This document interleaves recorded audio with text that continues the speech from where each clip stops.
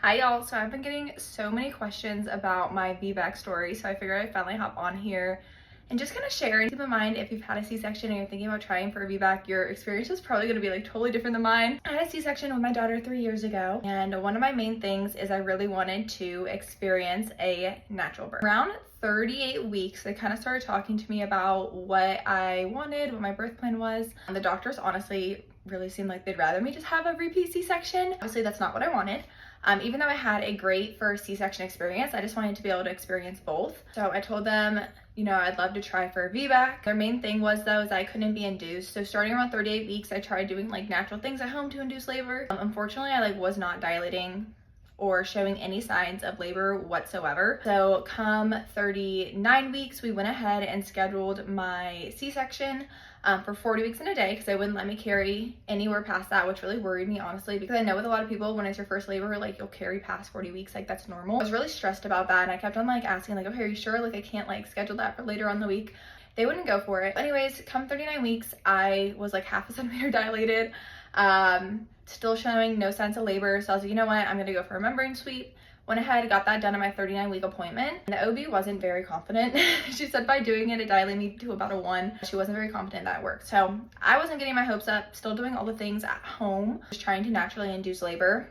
24 hours go by and I started having contractions. They're kind of irregular, but at least I'm starting to progress a little bit. I lose my mucus plug, which is a good sign. It's kind of like a sign that your body's getting ready. Less than 48 hours later, I ended up starting to have contractions, which I didn't think were real contractions because they weren't super painful or anything yet. So I was like, oh, there's no way I'm in labor. My app was like telling me, go to the hospital, go to the hospital. I was like, these are probably like false labor contractions, whatever. And less than a few hours later, my water ended up breaking. So we head to the hospital that night. They confirmed that my water did break and that I was only 1 centimeter dilated. That worried me a little bit because I was like, wow, I'm like not dilated at all. But they did admit me because my water broke. My main concern was like, okay, wow, I need to like have this baby within 24 hours because my water broke, and that's like just always what I had heard. Like if your water breaks, you need to have the baby within 24 hours. I asked the nurse about it. She told me that wasn't true though. Like as long as me and the baby were good, they would let me keep going for like a few days or, you know, however long we were good. So I was like, oh, thank goodness, like that's really cool. So I got to the hospital around midnight and was admitted by like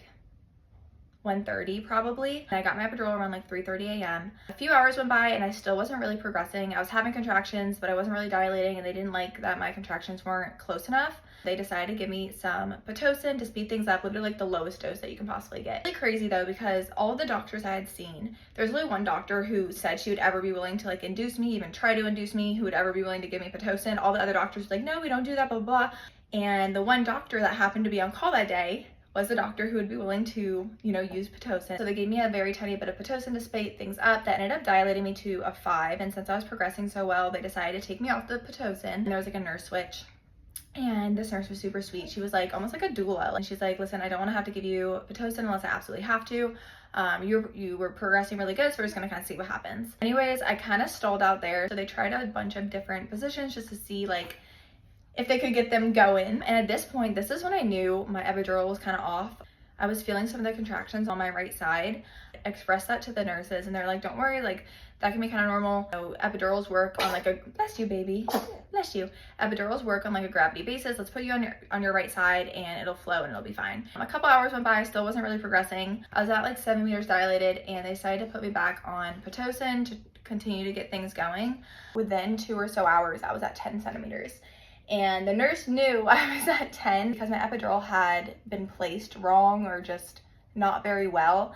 And I was feeling everything in my right side. I don't say this like to scare you or anything, but I just say it because it's real and I heard it happens to a lot of people. So it's just something to be mindful of, and it like really reminds you like, okay, if you're uncomfortable, make sure you speak up and you advocate for yourself, because this is something that if I probably would have advocated for myself better, I could have gotten it fixed earlier, you know, like instead of just saying like, oh no, I'm in pain and just listening, I should have been like, no, like I want them to replace it. I know something's off, you know what I mean? I was in so much pain on my right side. I hated it because I couldn't move my legs. I hadn't been able to move because at this point I had an epidural for over 12 hours and I just get so much anxiety with not being able to move my body, so I couldn't stand that. And Simon was really freaking out. He gets the nurse back in and she's like, oh yeah, you have to be at a 10. I have a feeling you're ready to push. She checks, I am at a 10 and ready to push, but I was just in so much pain. I was like, I need the anesthesiologist in here. He came in and he's the one that ended up saying like, oh yeah, no, I'm not happy with how this is placed. But at that point they couldn't redo the epidural. So they just pumped me with a bunch of, I don't even know what. And then the whole pushing process took me about 2 hours. So I started pushing around like 4:40, ended up having them at like 6:42 p.m. Honestly, it was tough. Like I did not expect pushing to be so tough. Thankfully, like I didn't have too much pain because everything they pushed me with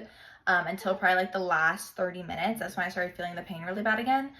But I was just so exhausted by that point from everything that had went on that day, and probably just from being pumped with whatever they pumped me. And like I literally remember I was like starting to black out. All I can remember thinking in my head, like, okay, if I black out, like I know they're probably gonna have to take me back for a C-section, so I'm just gonna push through. And like my main goal was like keeping my eyes open. And I told Simon the next day, like I literally remembered nothing from it. The thing I remember is like from the videos and stuff that we took.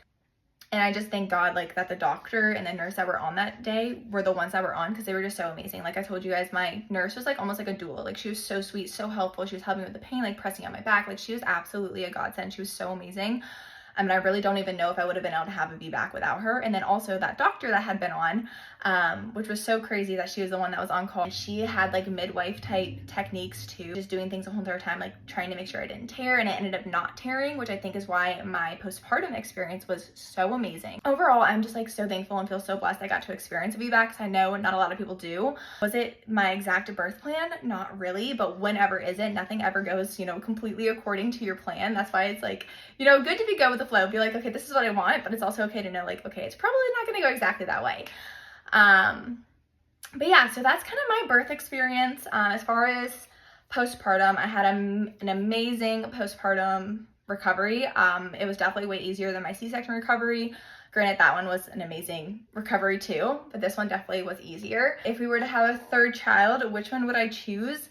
I really don't know. Let me know if you guys want us to do a video on my experiences, my VBAC and C-section, because they were really, really different. And there's like pros and cons to each, things I loved about both, things I didn't like as much about both. So yeah, let me know if you guys want to get a video on that. But yeah, that was kind of my VBAC story / experience. Let me know if you guys have any questions.